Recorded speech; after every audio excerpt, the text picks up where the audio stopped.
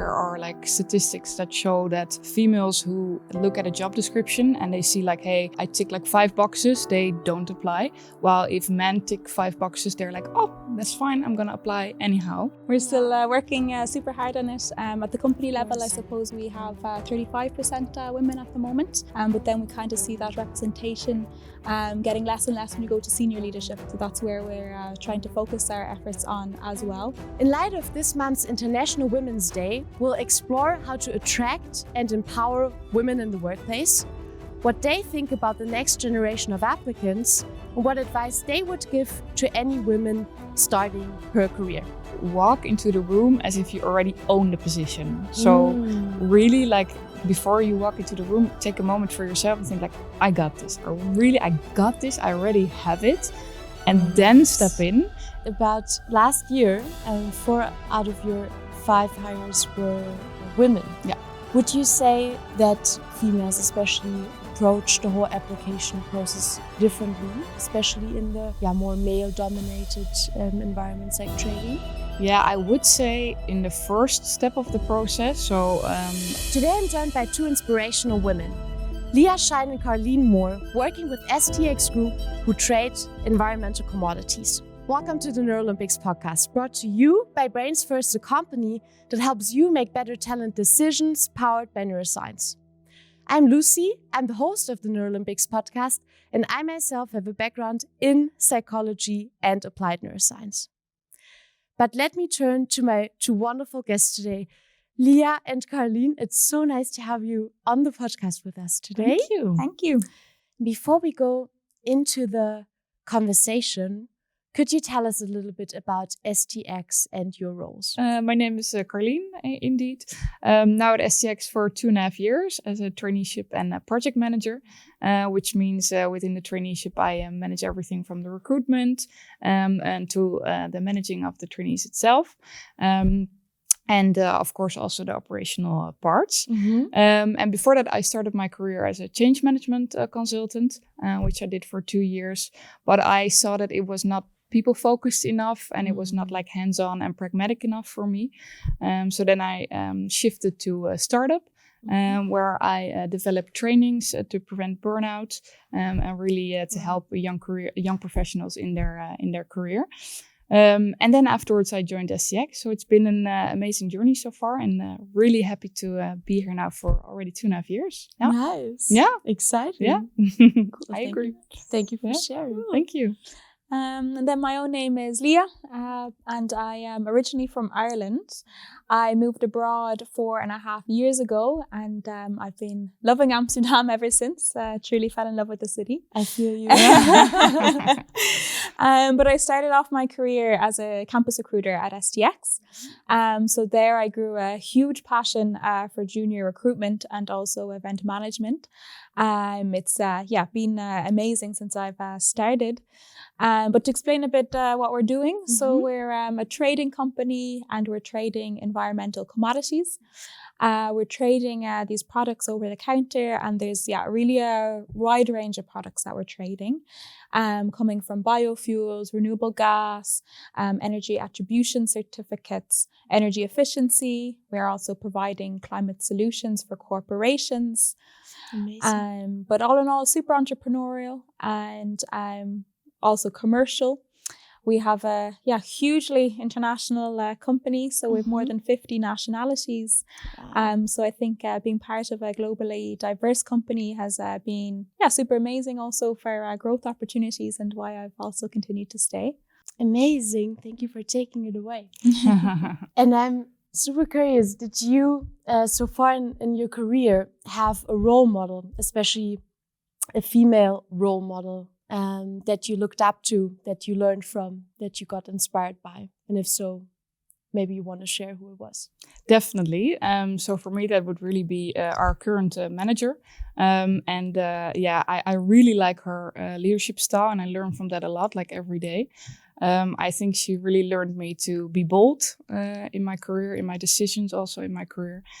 She put a lot of trust in me, which really made me also trust myself because of that. And she has a very nice motto that she lives by. So she says, rather ask for forgiveness than for permission. So she really encourages us to really make our own decisions, which I think is really cool. Yeah, that's really nice. Yeah, I'm gonna remember that. Yeah, I like this one. Say it to your manager. Yes, as a little inspiration. Yeah. No, that's super good to hear. Yeah. And before we dive into your roles specifically of how you're attracting and empowering women in your day-to-day business, I would like to take a little bit of the bigger picture. So what is STX doing in terms of attracting or encouraging actually more women to enter the world of trading and finance? Because it's not a very female-dominated sector. No, definitely not. So I'm part of the diversity, inclusion, and belonging team within within recruitment. On a company level, I suppose, there's also a lot of initiatives happening. We have an ambassador-run community that's also working with senior leadership. Multiple activities and conversations are happening throughout the year. They've also formed 3 key pillars within the company. So they're focusing on building a women's network within the company, also creating awareness across the organization, and finally working on equality across the company as well, and working towards those ambitions. Also, a lot of nice conversations were happening over the past week, I suppose, with the highlight being International Women's Day as well.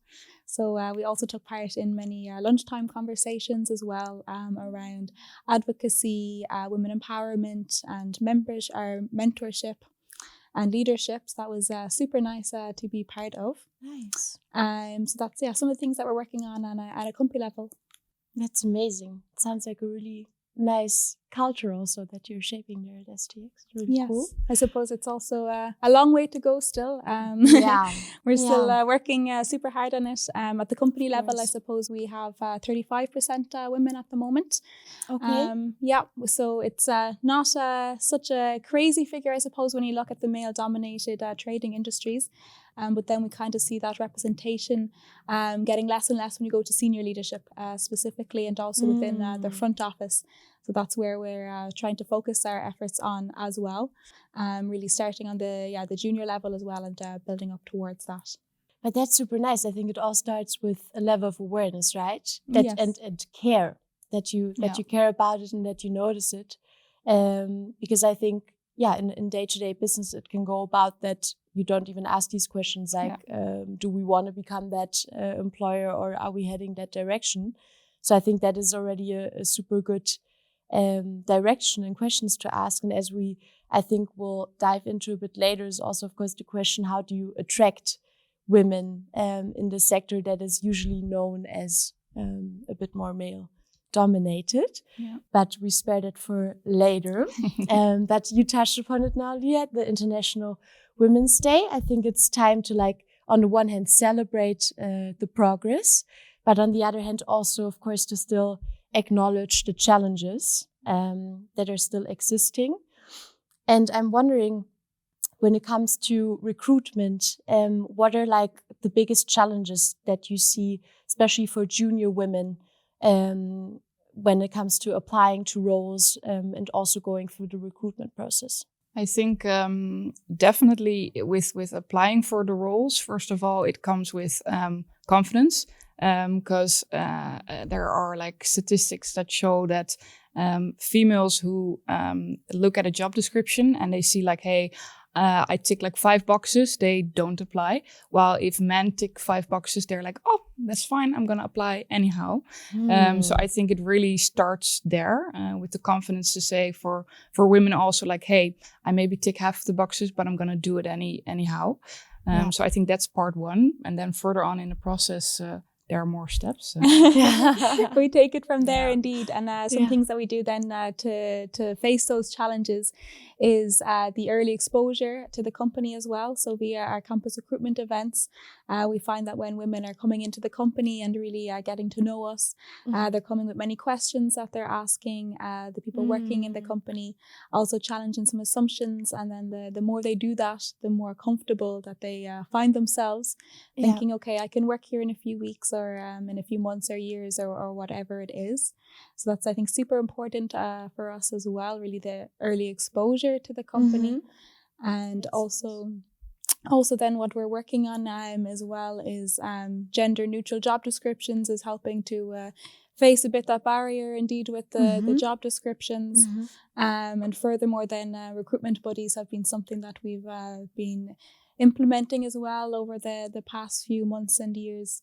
So for example, I'm talking to a candidate and they feel that they have some diversity topics to discuss. I more than likely isn't the perfect person to be able to respond to them adequately. What we can do then is buddy them up with someone in the company that is more able to talk about those topics with them more authentically outside of the recruitment process, so with an informal coffee chat or lunch.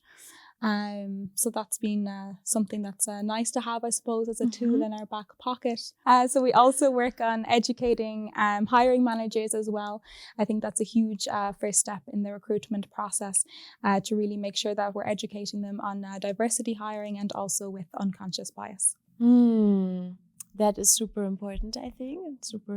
That's super nice. And also what I found interesting, Carline, what you said, that there's something in the self-confidence that seems to be a bit of a difference. Of course, you cannot talk for everyone there, but I think it's quite noticeable on average that maybe women, especially younger ones coming out of university, to be inclusive here as well, that there's something just in the nature of us, maybe. Even, I don't know, I'm speaking for myself now, I like mostly feel confident, but when it comes to checking the boxes of job applications, I mostly first have these negative thoughts that come to mind, or maybe the doubts, like, oh my gosh, instead of like, oh yeah, I do tick a few, what you mentioned, that maybe guys have a bit more show that confidence. And I think that's I read a really interesting book actually that's called Playing Big by Tara Mohr, and there she said that women tend to have really like an inner critic in their head, which really talks to them and says like, you cannot do it, you're not good enough, stuff like that. And she really encouraged us to talk more with our inner mentor, so like the older female lady basically in our minds that we somehow also all have, and that can really encourage us and inspire us. So I really like that of her to make that distinction, and also maybe then for all females out there to really listen more to your inner mentor. Yeah, when applying for jobs, when going through the process, stuff like that. Yeah, that is a good point. That's even something I had during my psychology studies, that there happens to be more of an inner voice for most women than for men. Yeah, so I think that really plays a role. Yeah, definitely. We have this running voice inside of us. I think we even have 1,000 more thoughts per day than men also. So we have to have something that keeps us busy, I think. Yeah. True. Yeah. Well, when we look at workplace inclusion, what would you say would a truly inclusive workplace look like for you? I would say for true workplace inclusion, to really bring your authentic self to work, to also feel comfortable with that, and that topic of being confident as well, but really for people to feel included in all the meetings, or if it's the coffee or lunchtime conversations as well, that their opinions are actually being heard and validated and also brought to the next level. I think that's super important to have. There's, I suppose, different ways of doing this, like we spoke about. It's across the company. I think senior representation is also super important, or women representation at any level. I think it's important at all levels within the company. So that's something that we're also looking at, I suppose. What we try to do is to have diverse hiring teams at each level. So when a candidate is coming in, it's nice for them to see at each stage that, okay, there's someone like me that I can also relate to there. And that helps them to feel more comfortable as well from the onset before they even get into the company. Wow, that seems like super thoughtful in your whole process, what you're setting up. Step by step, I suppose, every bit helps, right? No, so for me, I think, but that's maybe a more idealistic version, is that we don't even have to talk about like inclusion anymore because it's just the way things are. And I think that's something that's becoming more and more normalized. But I would love that we don't even need to have an International Women's Day or topics to discuss around these things, because everyone is included and it's the normal. Yeah. I 100% agree. Yeah. I had this thought the other day. I was actually wondering if I should bring it up or not. Well, not the other day, it was already like a year ago or so. I was in a different team at a different company also. And I was just in a meeting with only men. But I was on my period and I was clearly not feeling well. And I had like stomach cramps like crazy. And I almost like fell off my chair. And I was like, so how do I phrase this now? And I just then actually thought, I'm not going to make a big deal out of it. I'm just going to casually mention it because I don't want it to be a thing. I just want it to be like, oh yeah, that's kind of normal. Yeah. Well, women have that, we don't have that. So I just brought it up, but it did end up in a bit of a bigger conversation. How did they react? How did it go? Yeah. Well, I thought it was quite cute. They were very like caring. That's good. They were very caring. And they also afterwards told me that they Googled. No. They Googled like what specifically like what symptoms could be and like how you can react towards that. So it was quite cute, and in a way I also thought it was nice that I brought it up. But I also wish what you said, Carline, now that we get to the point where you don't have to make it a thing, and you just casually bring it up because it's in our nature, and there shouldn't be any shame to speak out about this. But I think it's something. Fingers crossed for the future. We will get there. Yeah. And if there's one thing you could change about the workplace for women, what would it be? Or is there even something you would change? Yeah, I would say definitely this thing with women in leadership. So there's this thing called double bind. I don't know if you ever heard of it. That's where the same traits are perceived differently if they are shown by men or by women. Mm-hmm. So basically, if a man is very decisive, then it's seen as, oh, he's a very good leader. But when a woman is super decisive, she's seen as bossy. And that's something that I would really love to see changed.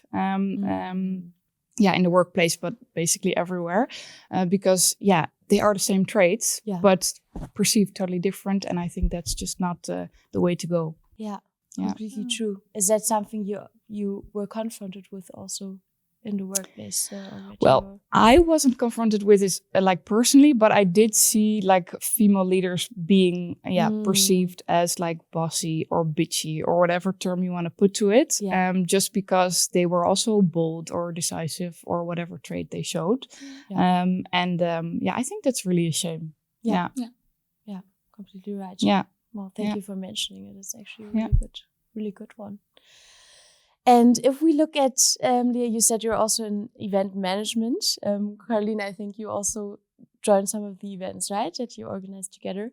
And if I'm not mistaken, STX arranges around 20 events per year. And some of them are specifically women-focused events, which I find really cool. I'm super curious, what are they about, and who are you primarily targeting with these events? Yes, nice.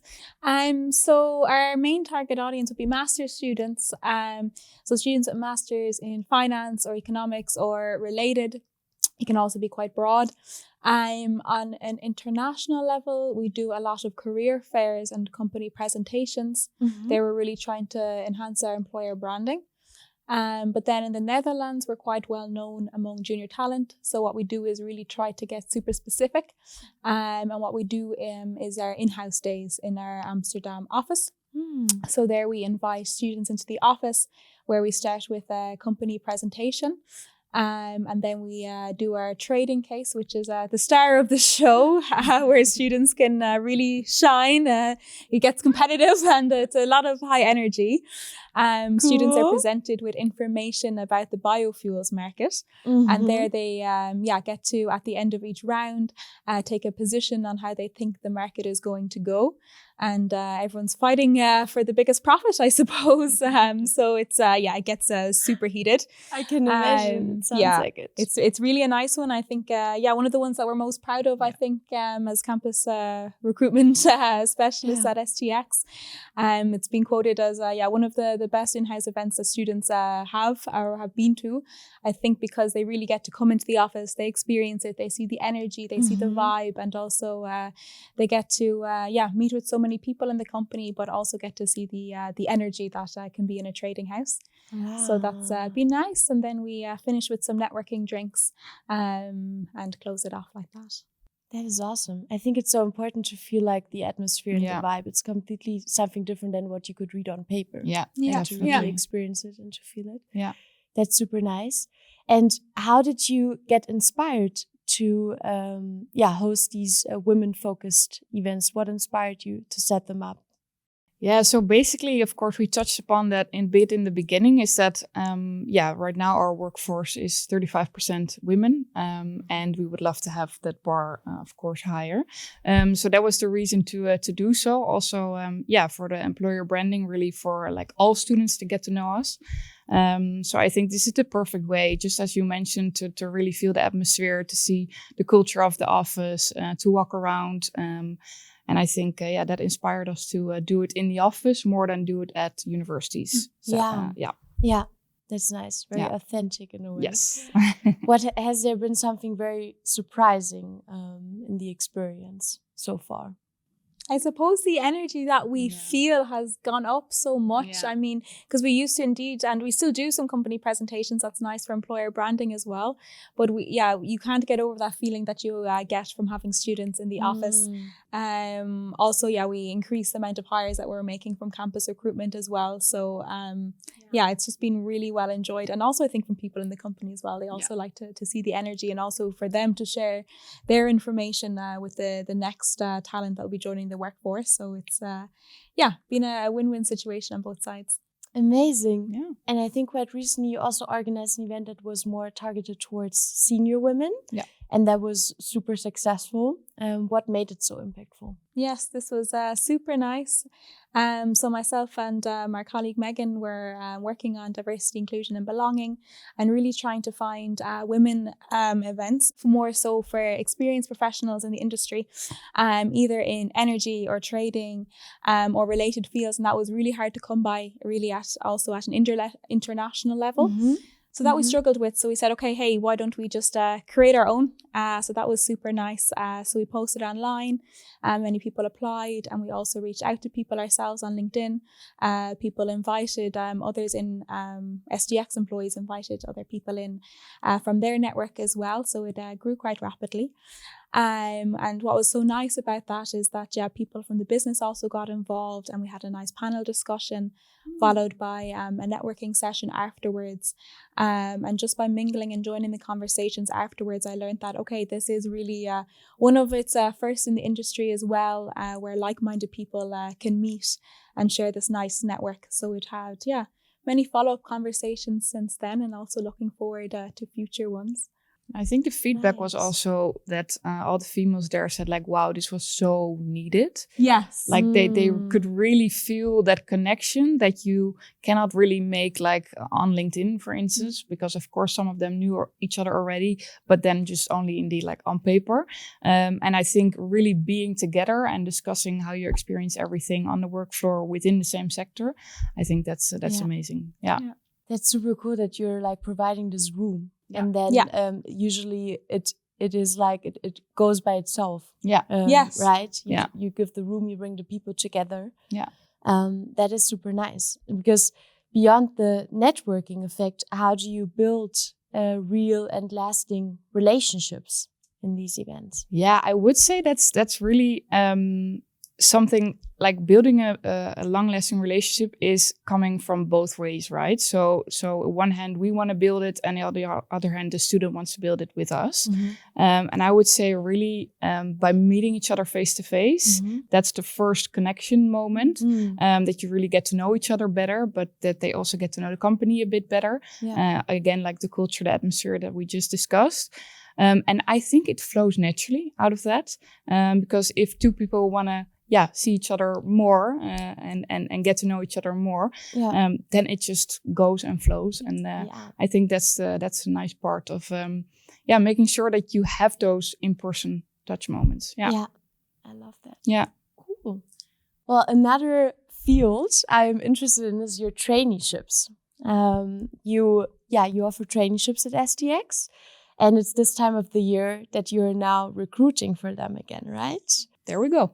There we go. Time flies. Yeah, time flies. Can you tell us a bit about your traineeships? Yeah. So basically, we have a traineeship that's 14 months.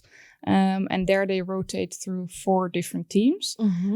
So they will start when they join STX, of course, with like a big onboarding, because there's so much happening. You just want to dip your toes in the water first a bit, first few weeks. And then they will go into like the operations team. So that can be like finance, risk, policy, trade operations, to really learn more about the backbone of the industry. So what it takes to make a trade, actually. And I think those 2 months are really crucial and important to kick it off with. And then they do 3 times 4 months front office. And those are the teams that are doing the trading that Leah was talking about. And there they learn a variety of things, I would say. So it's really focused on, learning analytical skills and learning commercial skills. And of course, getting to know the industry, because there's so much happening. Like, I even think like 3 front office rotations is good, but you can keep on going because there's so much happening. Yeah. It's already like, you're trying to minimize it, yes. but like in a way you have to stay practical, of course. But I think that is super cool, especially when you're as a starting point, to get to know the industry super quickly. So that sounds exciting. Yeah. And I think this was also how we got to work together with BrainsFirst, right? Because you also thought it would be a nice addition to take in the cognitive insights into your application process, which we find, of course, super exciting and super valuable. But I'm curious, if we look at the skill set that candidates or talents should ideally bring to the table in order to flourish in your traineeships, what skill set is that? What also cognitive skill set? So I would really say the analytical and the commercial combination, because that's the most important. So it's quite of a rare mix, I would say, because on the one hand, we ask you to be able to do Python and really structure a problem and come with a solution and stuff like that. And on the other hand, it's really commercially focused. So being able to pick up the phone, doing cold calling, spotting opportunities where others don't spot it. So those 2 skills, I would say. And then a really important one is the entrepreneurial skill, if you can even call that a skill. But that's really the nature of STX is being entrepreneurial. So really being hungry, ready to really dive into topics you've never seen or heard of before, and giving your all, I would say.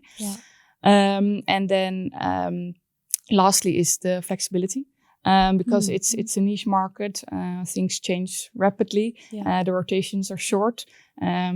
Sometimes you think it's going to be A, and the next day it turns out to be Z, and then you have to be like, okay, we're changing the whole strategy here again. So you have to be fine with it. Yes, embrace it. Indeed. So it's super challenging, I would say, but that's also where the fun lies. Yeah, for sure. Yeah. And about last year, 4 out of your 5 hires were women. Yeah.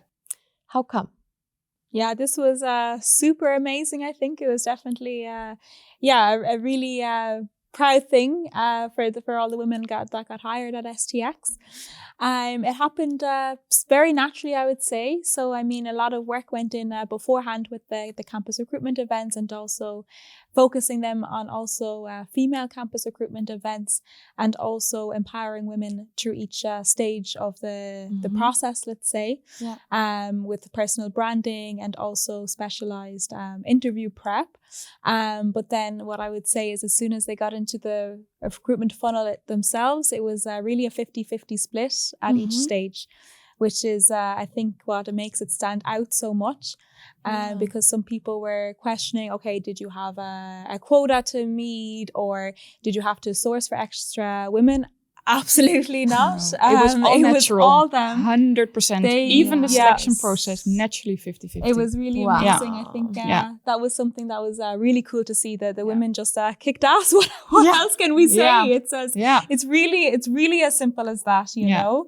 Super cool. Yeah. Really. Because is there, I mean, we touched upon it earlier about the statistics, and I think I had one in mind, or one that I read about. You say now 35% that work at STX, but I read that actually below 20% of the traders in the global financing are women. So even less than that. So I think you're already doing a great job there. No, nice. But did it come as a surprise to you as well? Or what were your thoughts? Yeah, not so much. I mean, at the end, it was still something super cool, I think, to celebrate. But as soon as we saw the women that were making it through each stage, not surprising, right? No. I mean, it was clear from the onset that women were doing super well. Yeah. So that's super cool. Yeah. Did you learn something from that? Learn? I don't know. I think it's more of a yes moment. It's something we already knew and know, and then seeing it come to practice, actually, I think that's just something really, really nice. But I wouldn't say there was something surprising out there, because again, in the end, we would love to not even have to have this conversation. Yeah, that's true. Because men and women are equal. Yeah. That's what we said earlier, right? It shouldn't come as a surprise. But that is, oh my gosh, I love this outcome. It's something that's nice to celebrate. Yeah, that is super nice. And now that you saw also from the traineeship, you had the strong female representation of new hires. Would you say, we also spoke a little bit about it earlier, but that young females especially approach the whole application process differently than guys, especially in the more male-dominated environments like trading? Yeah, I would say, and I don't want to generalize here, but that we do see that in the first step of the process. So when they have a conversation with either Leah or myself, as the first round, that the women become more prepared than the men. So the men more give the feeling of like, oh, we're gonna wing this and we will see what happens. And women really come prepared, and they have clear examples, and they know why they want it and what they want. So I would say in that phase there is a clear distinction. But afterwards, I think it's quite equal. That is nice. Maybe that also plays into that.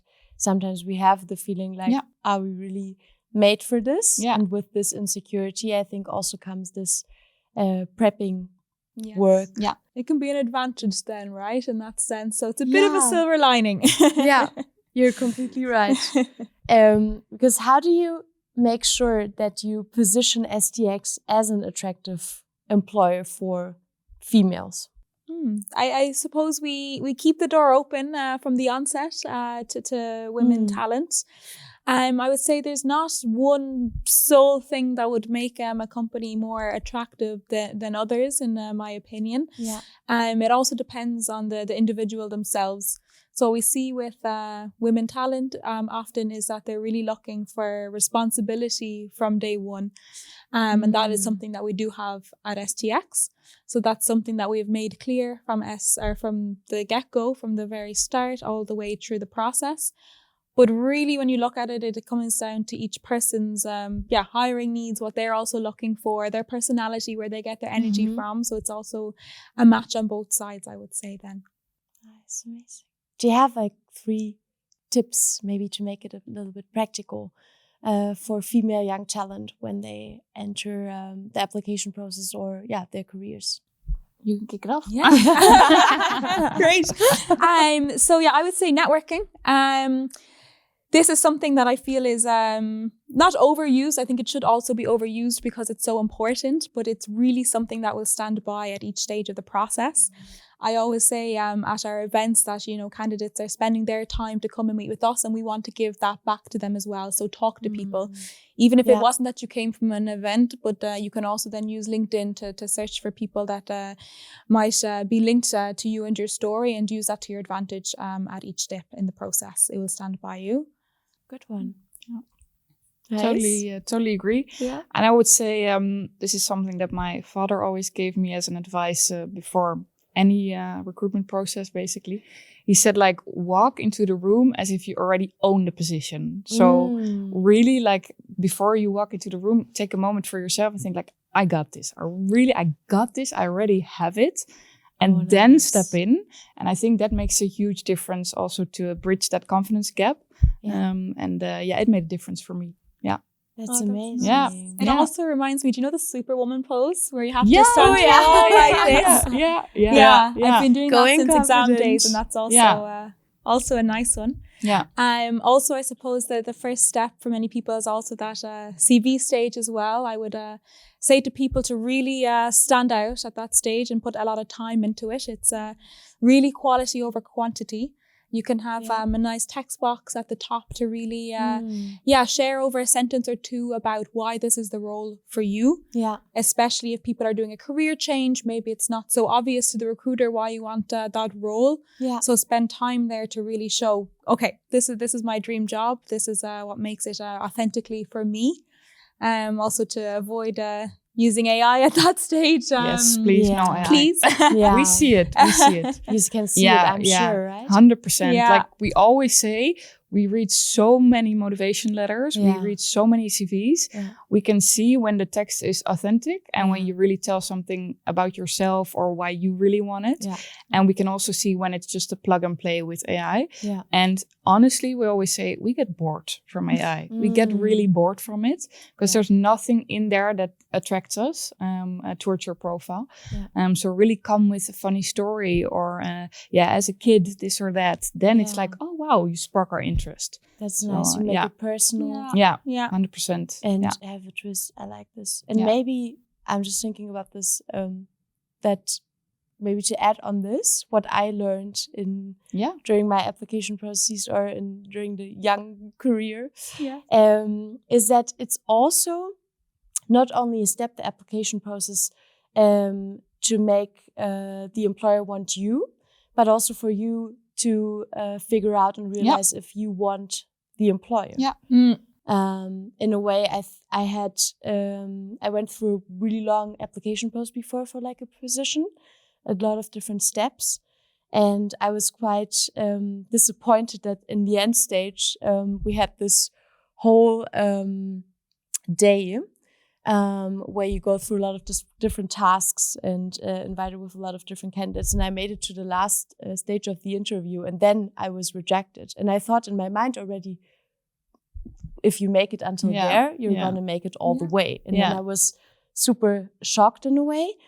But when I reflected, why did this happen? Or why didn't I do better? Or could I have done something better? I realized, no, actually not, because I stayed true to myself. Very good. And maybe I said some things that they didn't want to hear, but I stayed true to myself. I also didn't want to change in that way or say something that they maybe wanted to hear. Yeah. And in the end, I think it was for the best that I didn't start working for that company. Yeah. 100%. And there was also like a realization moment, because I think in a way you, especially when you enter the workforce, you kind of maybe want to sell yourself in a way. But it's also, it also goes the other way around. You want to find something that suits to you, and not that you fit the company. In that sense, we always say like recruitment is also matchmaking. With a bit of like gambling.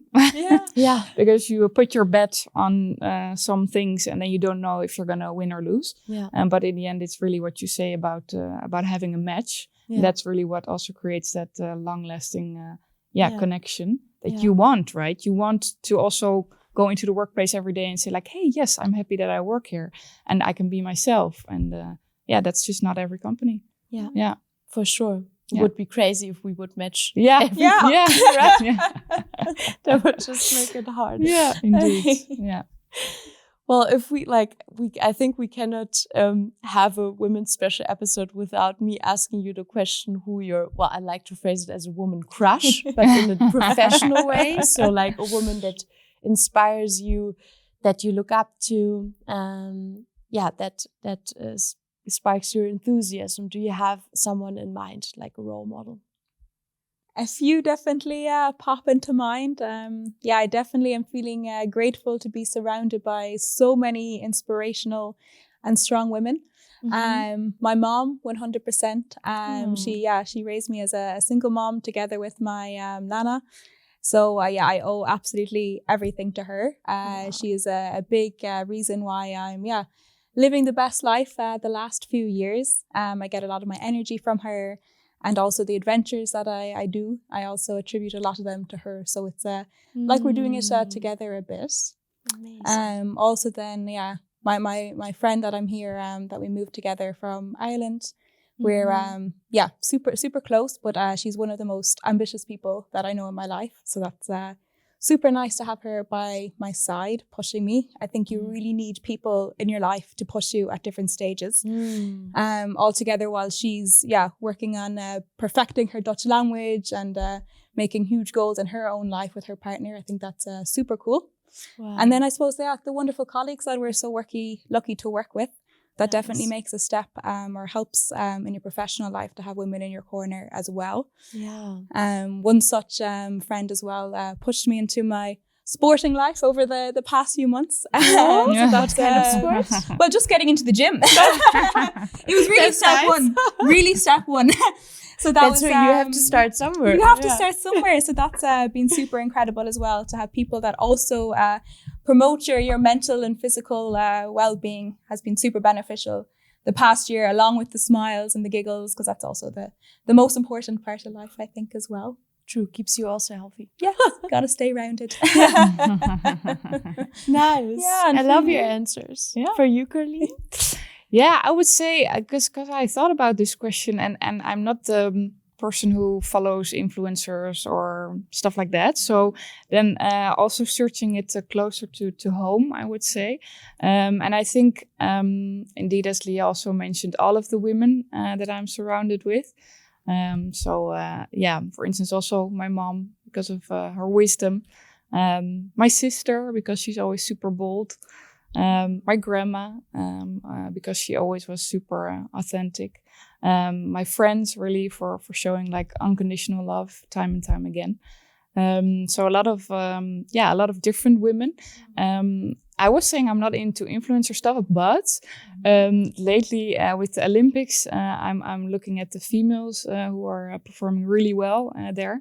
And I'm not a sports person at all. But a friend of mine works in the field, so she tells us a lot about it. And I think there are a lot of inspirational women out there also. Really cool to follow them and to really see how they change the world. Yeah, 100%. It's a tough road to make it to the Olympics and then to also perform on that on these few days. Yeah, very nice. But I think it's also it's nice that you mention people closely around you, because I think in the end we cannot choose everyone, but it's important who we surround ourselves with. Yeah, 100%. So I love your answers here. What about, do you have a book or a podcast or any resource in mind that any ambitious woman should know about? I think a nice resource that would come to mind is to always think ahead, always connect the dots as well, and to think a few steps in the direction that you're going in, I think gets you super far.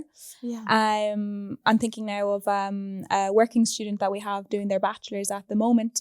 And she's been starting up conversations and networking in the direction of hopefully becoming a trainee when she graduates from her master's. So that I think is just super ambitious and forward thinking. And that together with your personal branding can super, get you really far in life. I think it's a really nice, package to have, I suppose. Awesome. Yeah. For me, it would be the book that I mentioned in the beginning. So the Playing Big by Tara Mohr. And of course, the things that I already said. But also that she really said, like, us women can take more imperfect action rather than no action. And I think that's a really nice one.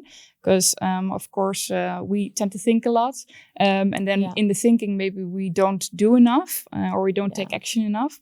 And I think there, we can really win more by just taking the imperfect action, not having an idea of the outcome, but just doing it anyhow. And I think that's a really nice outcome that I got from the book. Yeah. That's super nice. I think we can sometimes stand in our own ways. Yeah, 100%. And it actually connects to one saying that I like to have in mind now and then. It's like sometimes you have to give it all without knowing the outcome or where you will end up. But it's about the process also, and that you still put in your whole heart. Yeah. And sometimes you have to take the risk and you don't know where it would lead you. Yeah. But mostly it proves quite valuable, I think. Definitely. Yeah. Yeah. I love our conversation, but I think I'm like, I keep think on chatting the whole night. Yeah, we can go on and on. Yeah. But I have a last question in mind. I would like to ask you, and I think we stay a little bit maybe philosophical or emotional. But what is something you now would tell to your younger self if you could? I would definitely back myself more. I feel that I was probably over-reliant, looking back on it, on the opinions of other people when it came to making life decisions or different paths that I've chosen. Yeah. So I think definitely knowing the weight that my own opinions have as well. In the end, it's you that's out there and has to put in the work, right? Yeah. So it's super important as well to get that guidance and support. But I think backing yourself is super important. Still a journey that I'm on, definitely. But I think it's a nice one to remember as well when we're talking about the confidence as well and the importance of that. I definitely relate to this. So I would say, take it step by step and we'll get there eventually. Nice. Really good one. Yeah. For you, Carline. And I would say to my younger self, like, really follow whatever brings you joy. Because I think when I started my career, I was mainly more focused on like what is a big corporate or what brings me maybe status or stuff like that. But was it really giving me joy? It wasn't. So I would really advise myself to, follow the joy. And in that light, also to really trust your own timing and timeline. Because I think, everyone has its unique path. So don't compare too much to others. Good one. Yeah. Love your responses here. That was super nice. And I thank you so much for our conversation today. I think it was super pure. And also, just super insightful and honest and open. And I'm a big fan of what you're doing in your work. Thank but you. also, as likewise. Who you are. Thank you. Who you are. And what you mentioned today, it's just super nice that you took us a little bit along your thoughts and your feelings. It was super valuable.